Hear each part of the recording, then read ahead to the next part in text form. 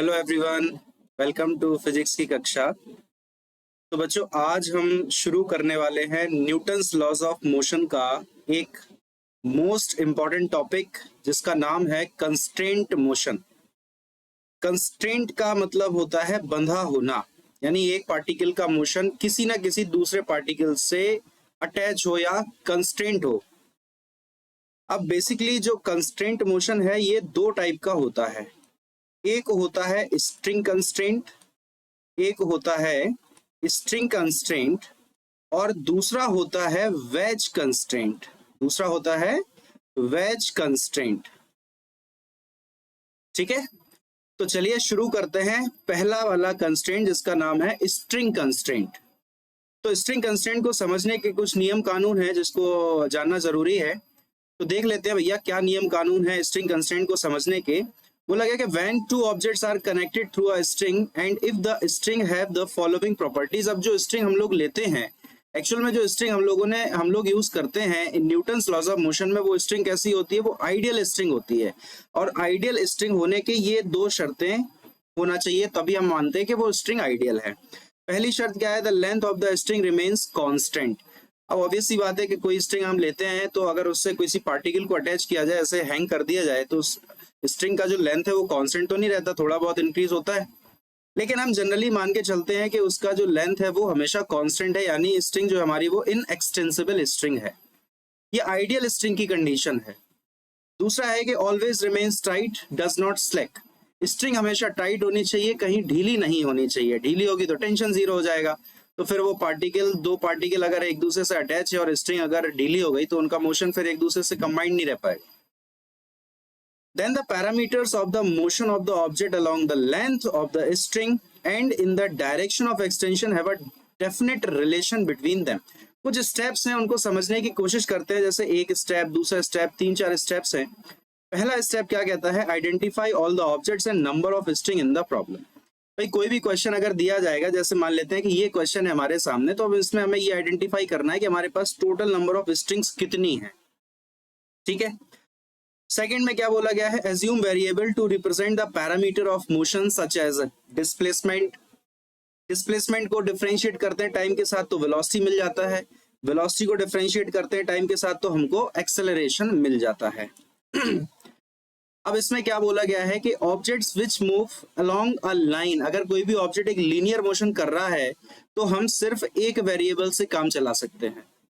लेकिन अगर ऑब्जेक्ट हमारा एक प्लेन में मोशन कर रहा है तो हमको कम से कम 2 वेरिएबल्स चाहिए।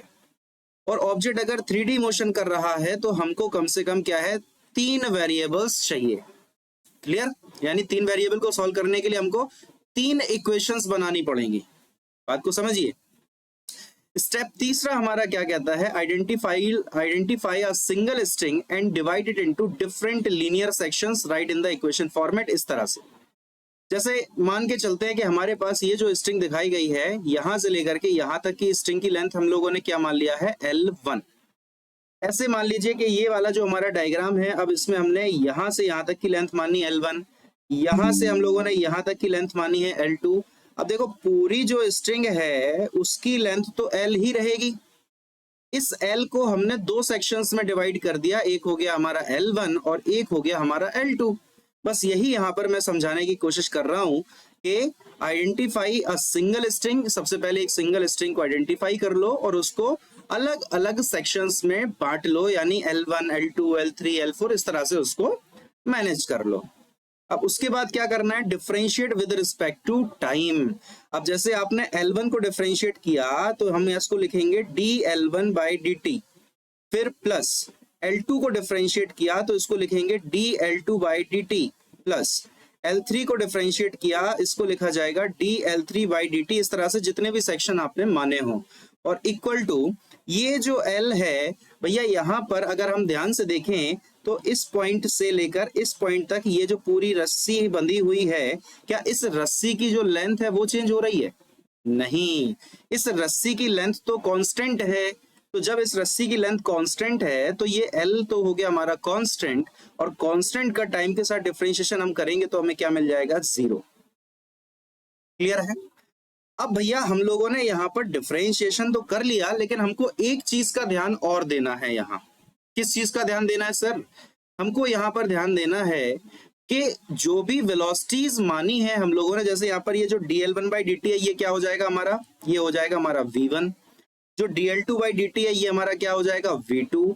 जो हमारा dl3/dt है ये हमारा क्या हो जाएगा v3, और बराबर में कितना है 0। अब आप सोच रहे हो सर यहाँ पे बीच में प्लस माइनस क्यों नहीं लगाया? हाँ, वही मुद्दा मैं बताने की कोशिश कर रहा हूं।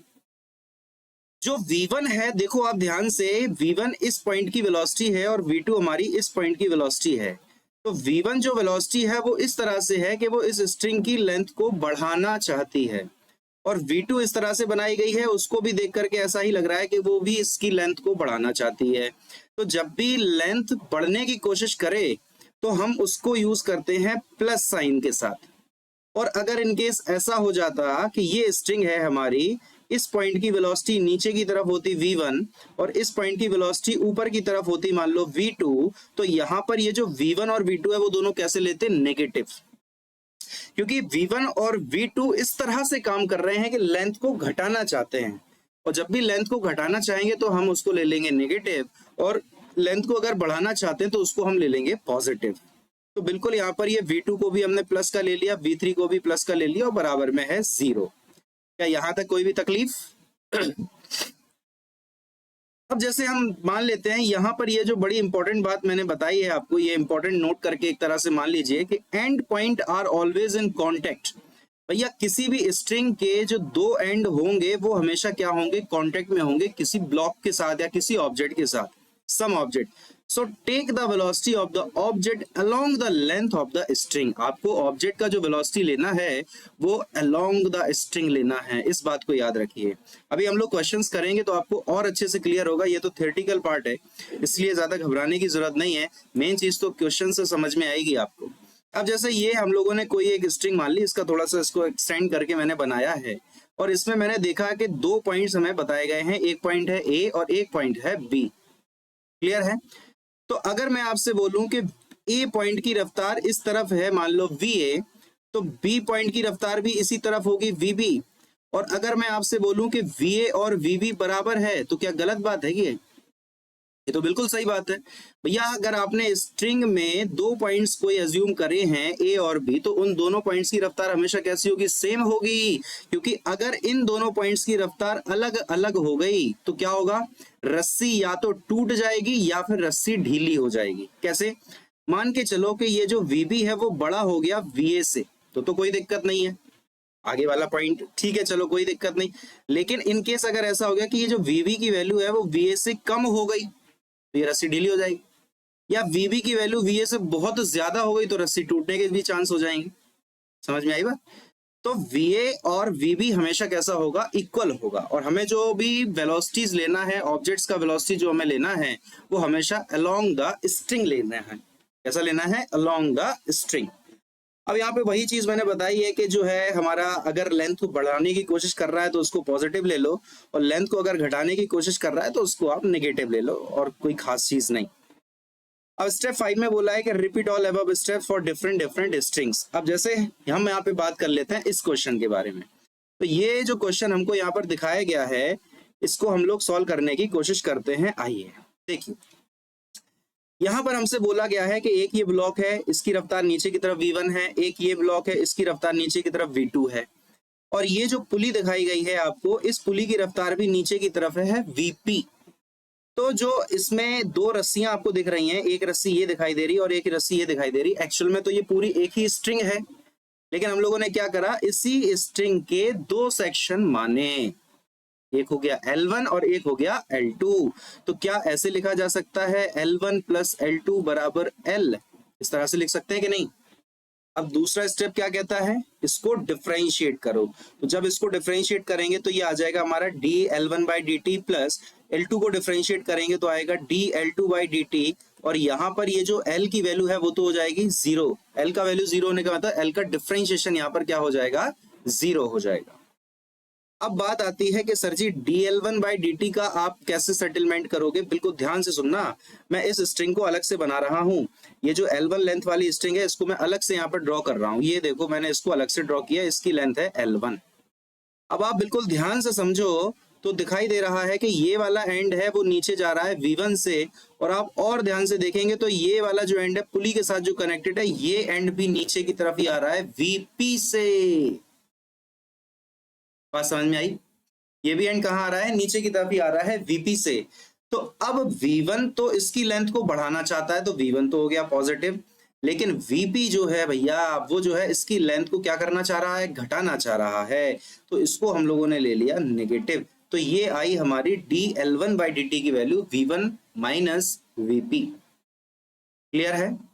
ओके, हम बात कर लेते हैं ये जो सेकंड स्ट्रिंग है हमारी L2, जिसको सेक्शन को हमने लिया है, तो ये लेंथ हमारी L2 है। अब आप बिल्कुल ध्यान से देखेंगे तो आपको नजर आएगा कि ये वाला एंड V2 स्पीड से नीचे जा रहा है, और ये वाला जो एंड है वो VP स्पीड से नीचे की तरफ जा रहा है। अब आप मुझे बिल्कुल सोच समझ के जवाब दो कि ये जो V2 है वो इसकी लेंथ को बढ़ाना चाहता है या घटाना चाहता है? बताइए। V2 नीचे की तरफ काम कर रहा है। V2 कहाँ काम कर रहा है? नीचे की तरफ, यानी V2 लेंथ को बढ़ाना चाहता है। जैसे ये पेन है, इसकी रफ्तार अगर इसकी नीचे की तरफ हो जाए तो क्या होगा? ये लेंथ को बढ़ाना चाहता है। तो जब लेंथ को बढ़ाना चाहेगा तो हम उसको कैसा ले लेंगे? पॉजिटिव। और जो VP है वो नीचे की तरफ आ रहा है, तो वो चाहता है कि इसकी लेंथ को घटा दे, तो इसको हम लोग ले लेंगे माइनस का VP, और बराबर में कितना हो जाएगा? 0। आइए इसको सॉल्व करते हैं। तो मिला हमको क्या? V1 प्लस V2 माइनस का 2VP बराबर 0। तो ये आएगा हमारा 2VP is equal to V1 plus V2, यानी VP को हम बोल सकते हैं V1 प्लस V2/2। देखो आ गया ही। ये देखो हम लोगों ने पुली की रफ्तार निकाल दी ब्लॉक्स के स्पीड के टर्म्स में। आ गया ना VP? V1 plus V2/2। Clear है? आगे बढ़े। अब यहां पर अगर हम इस टर्म को भी डिफरेंशिएट कर दें, तो इस टर्म को डिफरेंशिएट करने से हमें क्या मिल जाएगा? एक्सेलरेशन। तो कैसे मिलेगा? देखो, अगर आपने VP को डिफरेंशिएट किया तो इसको हम बोल सकते हैं AP, या फिर इसको आप ऐसे बोल दो। इसको आप किस तरह से बोल सकते हो? हाँ, इसको हम बोल सकते हैं dVP/dt is equal to V1 का डिफरेंशिएशन क्या हो जाएगा? dV1/dt प्लस V2 का डिफरेंशिएशन क्या हो जाएगा? dV2/dt और डिवाइड बाई 2।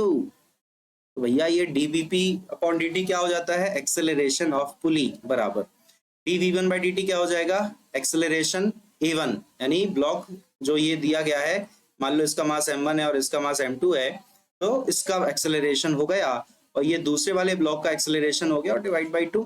क्या ये दिखाई दे रहा है आपको? मैं तो नहीं आया बीच में। हाँ दिख रहा है, देखो देखो दिख रहा है। बढ़िया, क्लियर है? ठीक है, तो यही सारे कुछ रूल्स हैं जिनको हमें समझने की जरूरत थी। अब हम लोग बात कर लेते हैं कुछ क्वेश्चंस के बारे में। जैसे ये हमारे सामने एक क्वेश्चन है कि 2 blocks of masses M1 and M2 are attached at the ends of an inextensible string which passes over a smooth massless pulley। देखो, इस चैप्टर में हम लोग बात कर रहे हैं मासलेस पुली के बारे में, लेकिन रोटेशन में पुली का भी मास होता है, जिसको हम लोग बोलते हैं रियल पुली। मैंने वो भी वीडियो बनाया, टाइप करो यूट्यूब पर अगर देखना चाहते हो, रियल पुली फिजिक्स की कक्षा। ओके, तो आपको वीडियो मिल जाएगा, उसको पूरा देखिए। देखो ध्यान से, अब बोला गया है कि M1 ग्रेटर देन M2 है, तो फाइंड क्या करना है? Acceleration of each block and tension in the string. Clear है? तो हम लोग क्या करते हैं, हम लोग एक काम करते हैं, हमको यहाँ पर स्ट्रिंग्स में टेंशन चाहिए, तो भैया स्ट्रिंग तो एक ही है, तो टेंशन तो इसमें सेम रहने वाला है, तो ये हो गया हमारा T। अब ये जो M1 मास का ब्लॉक है, हम मान लेते हैं कि M1 मास का ब्लॉक नीचे की तरफ आ रहा है A1 एक्सेलरेशन से। नीचे क्यों आ रहा है सर? क्योंकि M1 बड़ा था भाई साहब, तो M1 नीचे आएगा, और M1 अगर नीचे आएगा तो फिर M2 कहाँ जाएगा? ऊपर। तो मान लेते हैं इसका एक्सेलरेशन क्या है? A2 है। इसका एक्सेलरेशन क्या हो गया? A2 हो गया। तो आइए अब हम यहाँ पर ड्रॉ कर लेते हैं FBD ऑफ M1। तो ये हमारा M1 ब्लॉक हो गया, नीचे की तरफ इसमें काम करेगा M1G, ऊपर की तरफ इसमें काम करेगा टेंशन, और M1 वाला जो ब्लॉक है वो नीचे जा रहा है A1 एक्सेलरेशन के साथ। या हम लोग इसमें ऐसा भी कर सकते हैं कि हम A1 और A2 में रिलेशन निकाल लें अगर पहले, तो कैसा रहे? चलिए आइए पहले वही रिलेशन ही निकाल लेते हैं। देखो, pulley is not moving, pulley move नहीं कर रही, यानी पुली फिक्स हो गई, तो पुली का एक्सेलरेशन, वेलोसिटी, डिस्प्लेसमेंट सब कुछ क्या है? 0। क्लियर? अब M1 मास का जो ब्लॉक है वो नीचे की तरफ जा रहा है A1 से, और M2 मास का ब्लॉक ऊपर की तरफ जा रहा है। तो अगर हम लोगों ने ये स्ट्रिंग बनाई और ये बना दिया हम लोगों ने M1, तो बोला गया कि ये नीचे की तरफ जा रहा है A1 से और ये वाला एंड तो इसका फिक्स है। तो अब आप बिल्कुल ध्यान से देखो, तो A1 इस तरह से काम कर रहा है इस एंड पर कि इसकी लेंथ को बढ़ाना चाहता है। तो A1 तो हो गया प्लस का, और ये वाला एंड तो है रेस्ट पर, तो ये वाला हो गया हमारा प्लस का 0। अब अगर हम बात कर लेते हैं M2 ब्लॉक को बनाने की तो ये रहा हमारा ब्लॉक M2 और ये हो गई स्ट्रिंग। तो आप बिल्कुल ध्यान से देखोगे तो जो M2 है वो ऊपर की तरफ A2 एक्सेलरेशन से जा रहा है। तो जब M2 ब्लॉक A2 एक्सेलरेशन से ऊपर की तरफ जा रहा होगा तो ये लेंथ को घटाने की कोशिश करेगा, तो हम ले लेंगे माइनस का A2, और ये वाला एंड तो फिक्स है, तो ये हो गया प्लस का 0 इज इक्वल टू में भी क्या आएगा 0, क्योंकि total length of the string is not changing. Total length जो है वो चेंज नहीं हो रही है। तो यहां से हमको समझ में आया कि A1 माइनस A2 तो बराबर में 0 है, यानी A1 और A2 तो बराबर है। यानी जितने एक्सेलरेशन से M2 ब्लॉक नीचे आएगा उतने ही एक्सेलरेशन से M2 ब्लॉक ऊपर जाएगा। क्लियर है? तो जब हमको पता चल चुका है कि दोनों ब्लॉक्स के एक्सेलरेशन सेम है, तो अलग अलग अब क्यों मानना, उसको ए ही मानो। तो अब हम इक्वेशन बना लेंगे, बिल्कुल ध्यान से सुनना। एक्सेलरेशन नीचे है, इस पे हमें लिखना है net force F equal to M into a से। इसको अप्लाई कर रहा हूं मैं वाई डायरेक्शन में। तो टोटल नेट फोर्स की अगर हम बात करें तो नेट फोर्स कितना है, देखो एक्सेलरेशन जिस डायरेक्शन में होता है उस डायरेक्शन में लगने वाला फोर्स बड़ा होता है। तो एक्सेलरेशन नीचे की तरफ है, तो M1G is greater than tension. तो क्या लिखोगे, M1G minus T is equal to M1 into a. ये आ गई एक इक्वेशन। यहां तक कोई भी समस्या, दुख दर्द पीड़ा संकट परेशानी आपत्ति तो बताइए। चलिए आगे बढ़ते हैं। हम बना लेते हैं M2 मास का ब्लॉक। ऊपर की तरफ तो टेंशन लग ही रहा है, नीचे की तरफ M2G लग जाएगा। ब्लॉक अपना जा रहा है ऊपर ए एक्सेलरेशन से, क्योंकि हमें पता चल चुका है कि दोनों ब्लॉक्स के एक्सेलरेशन तो भैया सेम है। तो यहाँ पर जो टेंशन है वो M2G से बड़ा हो जाएगा। तो क्या लिखोगे आप, T minus M2G is equal to M2 into a. ये आ गई इक्वेशन नंबर 2। अब बच्चों यार ये तो बच्चों वाला काम है, मतलब बच्चे हो आप तो बच्चों वाला ही काम है। इनको दोनों को सॉल्व करके टेंशन और एक्सेलरेशन निकालना। आइए करते हैं, भले ही बच्चों वाला काम है लेकिन करेंगे। तो क्या है इक्वेशन हमारी, M1G minus T is equal to M1 into a, और दूसरी इक्वेशन है T माइनस M2G बराबर M2 इंटू ए। इनको सॉल्व करना है तो एक काम करते हैं, इनको ऐड करेंगे तो ये T प्लस का और ये T माइनस का निकल लिए। अब बचेगा क्या हमारे पास, M1G माइनस M2G बराबर, ऐड किया था तो यहां पर हो जाएगा M1A प्लस का M2A। चाहेंगे तो यहाँ से G कॉमन कर सकते हैं, तो बचा हमारे पास M1 माइनस M2 बराबर, यहाँ से A कॉमन करा तो आया हमारे पास M1 प्लस M2। यहाँ डिवाइड भी कर सकते हैं, तो एक्सेलरेशन का वैल्यू आ चुका है G into M1 minus M2 divided by M1 plus M2। ये देखो भाई आया एक्सेलरेशन। बात क्लियर है कि नहीं बताइए, यहाँ तक कोई भी दुख दर्द पीड़ा है तो बताएं। ये हमारे सामने एक्सेलरेशन आ चुका है, आ गया एक्सेलरेशन भैया।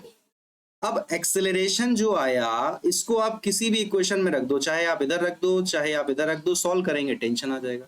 तो चलिए भैया इस इक्वेशन में ही रख देते हैं, हमें टेंशन मिल जाएगा। तो क्या है इक्वेशन हमारी, T माइनस का M2G is equal to M2 into a, और ए का वैल्यू है तो G बाहर था, उसमें M1 minus M2 divided by M1 plus M2। अब इसको सॉल्व करना है, बेसिक मैथमेटिक्स है।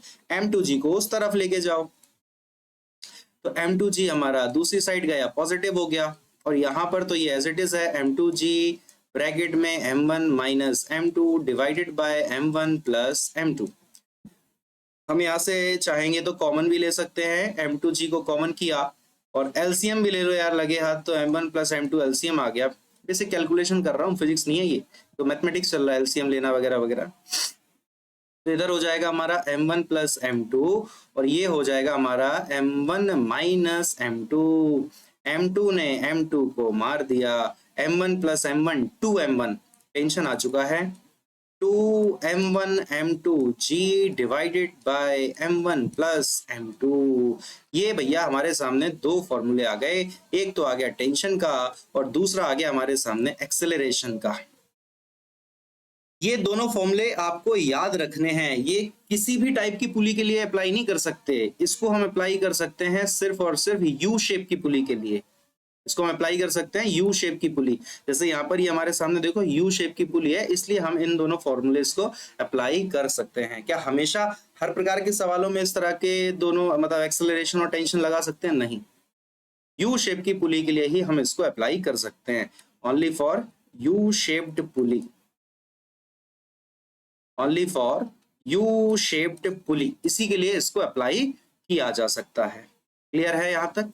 चलें आगे बढ़ते हैं, कुछ और क्वेश्चंस देखते हैं कंस्टेंट मोशन के। देखिए बिल्कुल ध्यान से, यहाँ पे दिखाया गया है कि ये जो पुली है वो यहाँ पर फिक्स है और ये ब्लॉक ए 5 मीटर पर सेकंड से लेफ्ट की तरफ जा रहा है, तो ऑब्वियस सी बात है जो ब्लॉक बी इससे कनेक्टेड है वो इधर की तरफ भागेगा, लेफ्ट की साइड भागेगा हॉरिजॉन्टल डायरेक्शन में। तो आपको बताना है कि वो कितनी रफ्तार से भागेगा।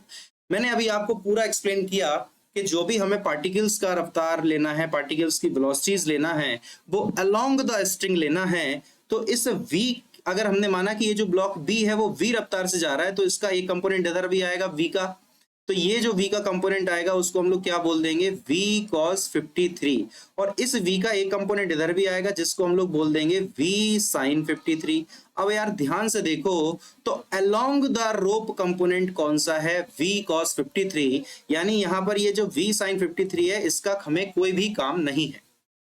तो अलोंग द रोप आप देखेंगे तो एक कंपोनेंट तो हमारा हो गया है v cos 53, और अलोंग द रोप ही आप देखो तो ए ब्लॉक इधर की तरफ जा रहा है 5 मीटर पर सेकंड से, तो ये किसके बराबर हो जाएगा, 5 मीटर पर सेकंड के बराबर होगा। और v इंटू, अब बात आती है cos 53, तो ये ट्राइंगल भैया आप लोगों को याद होना चाहिए, ये होता है एंगल 37 का, ये होता है एंगल 53 का। 53 का 3 इधर उठा के डाल दिया, 5 को इधर भेज दिया, बचा हुआ है 4।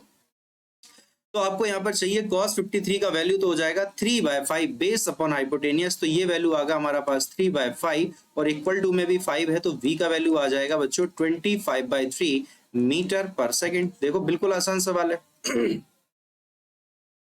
ये आंसर आ चुका है भैया, ये बिल्कुल आसान सवाल था। बताओ करना क्या है, करना सिर्फ ये है अलोंग द रोप वेलोसिटीज को इक्वल करना है, वेलोसिटीज को इक्वल करना है अलोंग द रोप या स्ट्रिंग जो भी कहो। चलो आगे क्वेश्चन देख लेते हैं कि हमारे पास क्वेश्चन है, यहाँ पर बताया गया है कि ये दो दीवारों के बीच में एक रॉड बनाई गई और रॉड में ये जो है वो एक तरह का एक रिंग टाइप का है, मतलब ये क्या है, एक तरह की रिंग टाइप का है जिसको आप बीड भी कह सकते हो, है ना। तो ये एक तरह की रिंग टाइप का मान लो, ये मतलब फ्री है मूव करने के लिए इसमें। अब ऑब्वियस सी बात है कि इससे ब्लॉक ए को जब अटैच किया है, ब्लॉक ए 2 मीटर पर सेकंड से अगर नीचे आएगा तो ये जो छल्ला है या जो रिंग है वो राइट साइड में भागना शुरू करेगी। मान लेते हैं कितनी रफ्तार से भागी, v रफ्तार से। कितनी रफ्तार से भागी भैया, v रफ्तार से भागी है। तो अब हम इस v का कंपोनेंट अलोंग द रोप कर सकते हैं, कितना आएगा, इस v का इधर कंपोनेंट आ जाएगा v cos 37, और ये कंपोनेंट किसके इक्वल हो जाएगा, 2 मीटर पर सेकंड के। तो क्या लिखेंगे हम इसको, v cos 37 is equal to 2, यानी v इंटू cos 37 कितना हो जाता है, 4/5, अभी समझाया ट्राइंगल में, और इक्वल टू 2 है। तो v का वैल्यू हमारा आ जाएगा, यहाँ से काट देंगे कितने बार, 2 बार, तो आंसर आ जाएगा 5/2 मीटर पर सेकंड। देखो कितने आसान क्वेश्चन है, बेसिक बिल्कुल आसान सवाल है। करना क्या है, अलोंग द स्ट्रिंग वेलोसिटीज को इक्वल कर देना है, खत्म हो गई बात भैया। बात समझ में आई, क्लियर है? कोई भी डाउट, परेशानी, दुख दर्द, पीड़ा, संकट, आपत्ति तो बताइए। नहीं है, आगे बढ़े, चलो आगे बढ़ते हैं।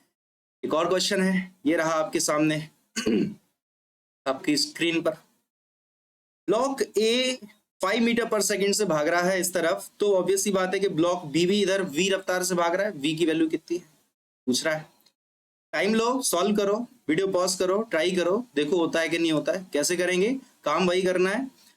तो क्या काम है, 5 मीटर पर सेकंड है, तो 5 का देखो 5 जो है वो अलोंग द स्ट्रिंग तो नहीं है, तो हम 5 को अलोंग द स्ट्रिंग ले आएंगे यार, क्या दिक्कत है।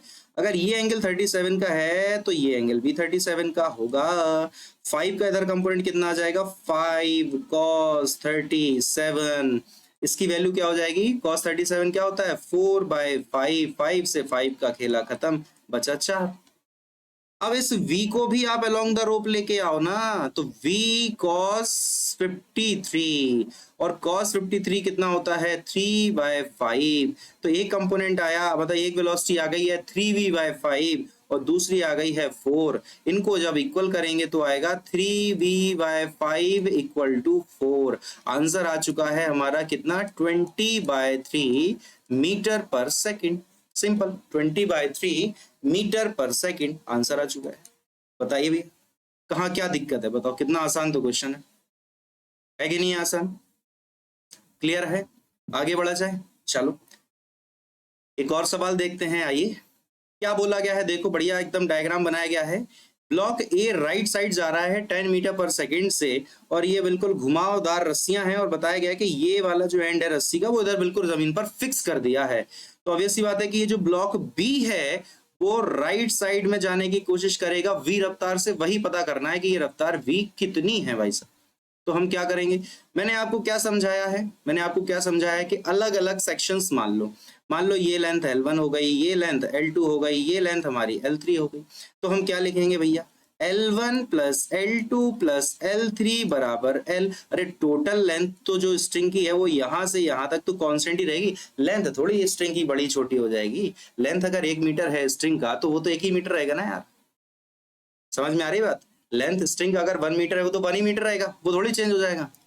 तो L1 plus L2 plus L3 is equal to L। इसको जब हम डिफरेंशिएट करेंगे तो हम कैसे लिख सकते हैं, dL1/dt plus dL2/dt plus dL3/dt और इक्वल टू में कितना आ जाएगा, 0। अब आपको पता है कि इनका मतलब क्या होता है, ये हो गया V1, ये हो गया V2 और ये हो गया V3। लेकिन इनको V1 V2 V3 को विद साइन लेना है भाई। विद साइन कैसे, देखो बिल्कुल ध्यान से सुनना। ये वाला जो एंड है, यहां पर जो एंड आपको दिखाई दे रहा है, अलग कलर से बनाऊं क्या, ये वाला जो एंड आपको दिखाई दे रहा है, ये एंड राइट साइड में जा रहा है कितने से, 10 से। ये एंड इस तरह से आगे बढ़ रहा है कि वो इस L1 की लेंथ को बढ़ाना चाहता है। क्या करना चाहता है, बढ़ाना चाहता है। बढ़ाना चाहता है तो L1 मतलब ये जो वाला एंड है, इसकी रफ्तार तो हो गई 10 पॉजिटिव, क्योंकि ये लेंथ को बढ़ाना चाहता है। समझ आई? अब देखो ये जो पुली है वो पुली अपनी ब्लॉक बी से कनेक्टेड है। अगर ब्लॉक वी आगे वी रफ्तार से जा रहा है तो फिर ये वाला एंड भी आगे की तरफ वी रफ्तार से ही जाएगा। अच्छा लेकिन एक चीज और देखो, ये जो v है वो इस तरह से जा रहा है कि वो इस लेंथ को L1 को कम करना चाहता है। आप बिल्कुल ध्यान से देखो, ये है ना, ये L1 है, ये वाला एंड तो राइट में जा रहा है तो लेंथ को बढ़ाना चाहेगा, खींचना चाह रहा है अपनी तरफ। और ये वाला एंड जो है वो इधर की तरफ जा रहा है, यानी ये लेंथ को कंप्रेस करना चाह रहा है, कंप्रेस। तो ये कंप्रेस करेगा तो माइनस का v हो जाएगा। बिल्कुल इसी तरह से इस एंड को जब हम देखेंगे तो ये एंड भी तो आगे की तरफ जाएगा वी रफ्तार से, तो ये भी तो कम करना चाहता है, तो माइनस का वी। ये वाले एंड को देखो आप बिल्कुल ध्यान से, तो ये जो पुली है वो ब्लॉक ए के साथ कनेक्टेड है। ब्लॉक ए अगर 10 से आगे जा रहा है तो फिर इसका ये वाला एंड भी 10 से आगे जाएगा, और ये वाला एंड जब 10 से आगे की तरफ जाएगा तो इस तरह से जाएगा कि वो L2 को बढ़ाना चाहे, तो प्लस का क्या हो जाएगा, 10। क्या बात समझ में आई? इस वाले एंड को देखेंगे तो ये भी इधर की तरफ ही जा रहा है, तो ये भी एंड इसकी लेंथ को क्या कर रहा है, L3 को बढ़ाना चाहता है। तो ये क्या हो जाएगा हमारा यहाँ पर प्लस का 10, और इधर L3 का ये वाला एंड तो फिक्स है, तो फिक्स है तो 0, और बराबर में भी सन्नाटा, मतलब 0। क्या बात समझ में आई? तो यहाँ पर हमें नजर में आ रहा है कि हमारा 1-2 V छूट तो नहीं गया है, 1 V 2 V, ओके। तो ये हमारा कितना आएगा, देखो बिल्कुल ध्यान से, 10 10 10 कितना हो गया, 30, माइनस v और v 2v बराबर 0। तो ये आएगा 30 बराबर 2v, और v बराबर आ चुका है 15 मीटर पर सेकेंड। यानी ब्लॉक b की रफ्तार कितनी हो जाएगी, इसकी रफ्तार हो गई हमारी 15 मीटर पर सेकेंड। ये आंसर आ गया। कहाँ समस्या है बताओ, कितना आसान क्वेश्चन, कोई तकलीफ? आगे बढ़े, चलिए आगे बढ़ते हैं। आइए एक और क्वेश्चन लीजिए, एक और सवाल है आपके सामने, देखो बिल्कुल ध्यान से, बढ़िया सवाल, मजा आएगा। 3 ब्लॉक बनाए गए A B C, 3 पुलिस बनाई गई, तीनों पुली जो है वो यहाँ पर सीलिंग से फिक्स कर दी गई, सॉरी 2 पुली को फिक्स किया है और तीसरी पुली इन दोनों पुलिस के साथ अटैच है। क्लियर है? चलो, ब्लॉक ए जो है वो ऊपर की तरफ जा रहा है 2 मीटर पर सेकेंड से। काम करते हैं, L1, L2, L3 और L4 क्या हो जाएगा? L1 plus L2 plus L3 plus L4 बराबर L। डिफ्रेंशिएट करेंगे तो dL1 by dt plus dL2 by dt plus का dL3 बाई dt प्लस का dL4 बाई dt बराबर सन्नाटा, बराबर क्या है? 0। अगर आप ध्यान से इस एंड को देखेंगे तो इस एंड की रफ्तार ऊपर की तरफ है 2 मीटर पर सेकेंड। ये रफ्तार बिल्कुल ऐसे काम कर रही है कि वो L1 को कम करना चाहती है। आप देखो ध्यान से, ये है ना L1, इस पॉइंट की रफ्तार देखो ऊपर की तरफ है, तो ऐसा लग रहा है ना कि ये जो रफ्तार है वो इस एंड को, इस लेंथ को कम करना चाहती है। जब भी रफ्तार को कम करना चाहेगा तो क्या? माइनस, तो क्या आ जाएगा? -2। अच्छा भैया, ये वाली पुली तो फिक्स है, तो इस पुली का ये वाला एंड तो मूव नहीं कर रहा, तो प्लस का 0 लिख दो। इसका यार ये वाला एंड भी मूव नहीं कर रहा है, तो फिर से प्लस का 0 लिख दो। आगे बढ़ते हैं, आइए कोई दूसरा कलर लिया जाए क्या? चलो इसको ले लेते हैं, ये वाला एंड। और चलो पहले इसी एंड को देखते हैं। ये जो एंड है L2 को, अच्छा आप ध्यान से देखो कि B ब्लॉक नीचे की तरफ जा रहा है 6 मीटर पर सेकेंड से, तो फिर ऑब्वियस सी बात है कि ये वाली पुली भी नीचे की तरफ ही जा रही है 6 मीटर पर सेकेंड से। अब जब ये पुली 6 मीटर पर सेकेंड से नीचे जा रही, तो फिर ये वाला एंड भी 6 से नीचे जाएगा और ये वाला एंड भी 6 से नीचे जाएगा। तो फिर जब ये वाला एंड 6 से नीचे जा रहा है तो L2 को बढ़ाएगा ना, तो प्लस का 6। इस एंड को देखो, ये वाला एंड भी 6 से नीचे की तरफ जा रहा है, तो ये भी L3 को क्या कर रहा है? बढ़ा रहा है। हम यहां पर बात कर लेते हैं, तो ये वाली पुली तो फिक्स थी, तो ये वाला जो रफ्तार है वो कितना हो जाएगा? 0।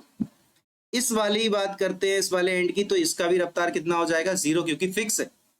और अगर हम इस वाली रफ्तार की बात करते हैं, तो ब्लॉक सी की जो वेलोसिटी हमें बताई नहीं गई है कि किस तरफ है, हम मान लेते हैं अपनी इच्छा से कि इसकी रफ्तार नीचे की तरफ है। आपकी इच्छा ऊपर मान लो। अगर मान के चलो कि v जो हमने कैलकुलेट किया वो नेगेटिव आया, मान के चलो कि जो v हमने कैलकुलेट किया और वो नेगेटिव आ गया, तो जो हमने डायरेक्शन मानी बस उसका उल्टा है, मैग्नीट्यूड तो वही है भाई। अब जैसे मैंने जानबूझ के इसमें v को नीचे माना है जिससे कि हमारा v का वैल्यू नेगेटिव आ जाए, तो नेगेटिव आने का मतलब ये हो जाएगा कि c जो ब्लॉक है वो ऊपर की तरफ जा रहा है, उल्टा डायरेक्शन है, हमने उल्टा मान लिया। क्लियर? तो हम लोग यहाँ तक पहुंच चुके। सी वाला जो ब्लॉक है मान लिया कि नीचे की तरफ जा रहा है, तो इस तरह से जाएगा ना कि वो इसकी लेंथ को बढ़ाने की कोशिश करे, तो हम क्या बोल सकते हैं? प्लस का v और बराबर 0।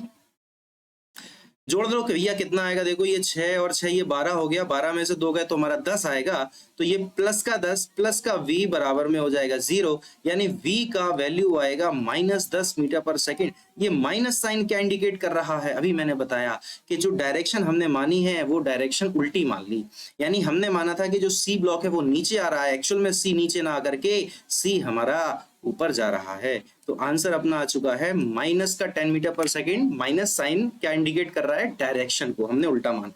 मैग्नीट्यूड क्या आएगा? 10 मीटर पर सेकेंड। कोई समस्या, कोई भी दुख दर्द संकट है तो बताइए, नहीं है तो फिर देखते हैं।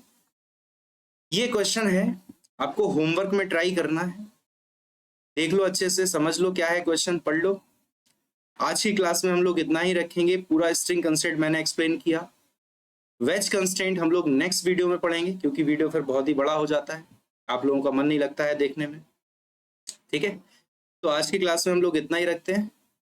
मिलते हैं नेक्स्ट क्लास में नेक्स्ट टॉपिक के साथ। तब तक अपना ख्याल रखिए, पढ़ाई करते रहिए, वीडियो को शेयर कीजिए, लाइक कीजिए। Thank you so much.